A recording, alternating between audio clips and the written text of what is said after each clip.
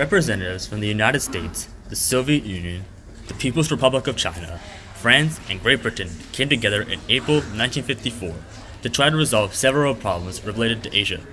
One of the most troubling concerns was the battle between Vietnamese nationalist forces under the leadership of the communist Ho Chi Minh and the French, who were intent on continuing colonial control over Vietnam. In July 1954, the Geneva Agreements were signed. In June 1955, the U.S. recognized the Diem regime, and Diem was first appointed prime minister by the Emperor Bao Dai. After fighting to get rid of French colonialism, the rulers proclaimed the desire of free and independent South Vietnam based on Western political and economic values. What unfolded under their leadership, however, was neither democratic nor beneficial to most South Vietnamese people. How was life in Vietnam after the Geneva Conference?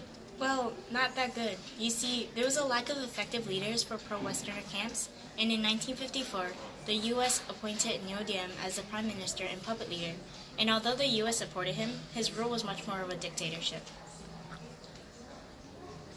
Can you explain how Diem institutes agrarian reforms? Was there any noticeable aspects that affected the people of Vietnam?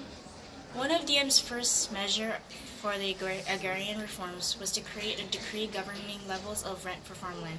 The South Vietnamese farmers wanted a redistribution of land from the absentee landlords to those who worked in the field. However, Diem's program to return the land was implemented half-heartedly and did little to meet the needs for the land for the rural population in South Vietnam.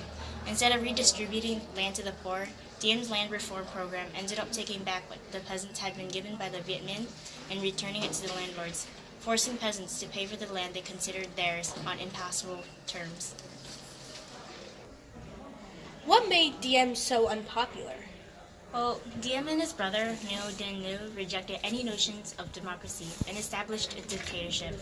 Also, as mentioned before, Diem sided with the large landowners and thwarted attempts made by peasants to acquire their own land. Plus, he gave the best positions in government to Catholics rather than Buddhists, who were made of 90% of the population. In 1963, President Diem and his brothers are captured and killed by a group of soldiers. What are your thoughts on this? Well, the death of Diem caused celebration among many people in South Vietnam, but also led to political chaos in the nation. The United States subsequently became more heavily involved in Vietnam as it tried to stabilize the South Vietnamese government and beat back the communist rebels that were becoming increasingly powerful threat. While the U.S. publicly disclaimed any knowledge of our participation in the planning of the coup that overthrew Diem, it was later revealed that American officials met with the generals who organized the plot and gave them encouragement to go through with the plan. Why did the United States government aid Diem's government, even though Diem was a very unpopular leader?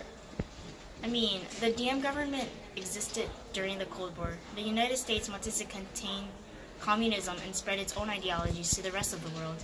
In order to support South Vietnamese government and contain communism, the United States government sent $1 billion to the Diem government from 1955 to 1961 alone. Placed more than 1,500 Americans in the area and accepted the responsibility of training the ARVN, the Army of the Republics of South Vietnam.